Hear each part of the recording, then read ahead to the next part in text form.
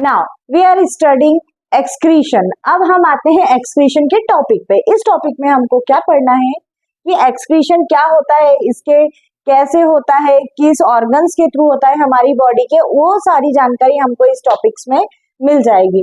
Now we are starting excretion. Excretion क्या होता है? Removal of nitrogenous waste product from the body is called excretion. हमारी body में जो एक्सक्रीट होते हैं वेस्ट प्रोडक्ट्स, उस प्रोसेस को बोलते हैं हम एक्सक्रीशन। मेन वेस्ट प्रोडक्ट क्या है यहाँ पे? यूरिया।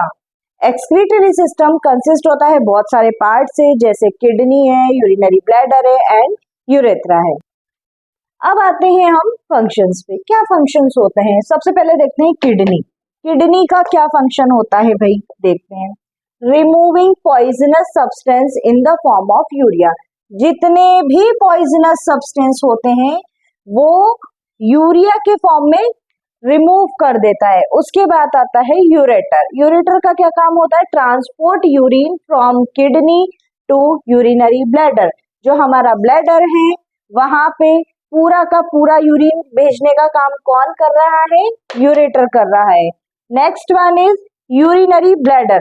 अब भैया ब्लैडर में पहुंच गया यूरिन, उसके बाद क्या प्रोसेस होती है? उसके बाद ये स्टोर करता है यूरिन को till the time of urination. जब तक यूरिनेशन की प्रोसेस नहीं होती है तब तक ये यूरिन को स्टोर करके रखता है।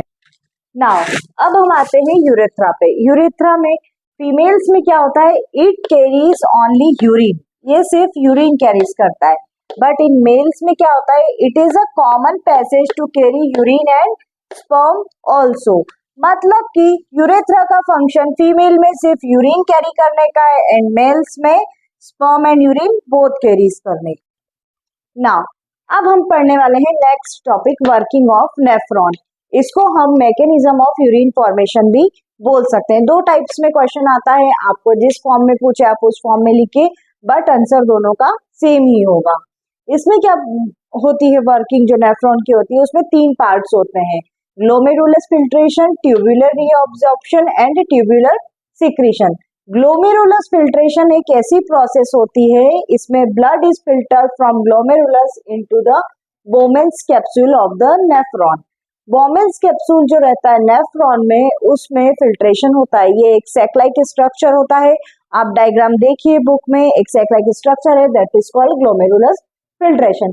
नेक्स्ट आते हैं हम tubular reabsorption. Tubular reabsorption, tubular reabsorption में जो यूजफुल सब्सटेंस रहते हैं उनका फिल्ट्रेशन होता है, जैसे कि sodium ion, potassium ion, amino acid and glucose and और भी एक दो होते हैं वो जो आप नेसेसरी नहीं है लिखने के लिए। उसके बाद में होता है इसमें reabsorption by capillaries surrounding the nephron into the blood. जो कैपिलरीज रहती हैं ब्लड की, उसमें रीएब्जॉर्प्शन होता है नेफ्रॉन में ब्लड के थ्रू। नाउ अब हम आते हैं ट्यूबुलर सिक्रीजन जो थर्ड पार्ट है। इसमें क्या होता है? यूरिन एक्स्ट्रा अमाउंट में सॉल्ट्स जो रहते हैं वो सिक्रीट होते हैं ट्यूबुलर्स के फॉर्म, ट्यूब्यूल्स में, जो कि ओपन अप होते हैं कलेक्टिंग डक्ट में। इस कलेक्टिंग डक्ट से फिर ये कहाँ पे जाते हैं? यूरेथ्रा में। एंड देन अब हमको ये समझ में आ गया होगा इन तीनों प्रोसेस से, glomerulus filtration, tubular reabsorption and tubular secretion.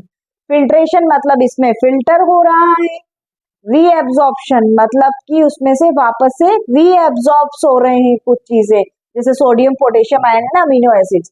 And next tubular secretion, अब वो चीज एक्सक्रीट कर रही, मतलब सिक्रीट कर रही है क्या? यूरिन, एक्स्ट्रा वाटर जो है बॉडी में वो सॉल्ट सिक्रीट करती है, ये सारी चीजें, और ये ओपन होती है कलेक्टिंग डक्ट में और यूरेथ्रा के थ्रू आउटसाइड हो जाती है बॉडी के। ये पूरा मैकेनिज्म है यूरिन फॉर्मेशन का। एंड वर्किंग ऑफ नेफ्रॉन भी इसको बोल सकते हैं। अब हमारा लास्ट टॉपिक जो बचा है हीमोडायलिसिस। हीमोडायलिसिस क्या होता है? हीमो वर्ड अलग है एंड डायलिसिस वर्ड्स अलग है। हीमो मीन्स होता है ब्लड से connected and dialysis is the process in which kidney में जो फिल्ट्रेशन का काम होता है, जिन लोगों की किडनीज वर्क नहीं करती हैं तो उनको बोलते हैं आपको डायलिसिस पे जाना है, मतलब फिल्ट्रेशन का काम चालू हो जाता है वहां पे। तो हम समझते हैं हीमोडायलिसिस क्या होता है।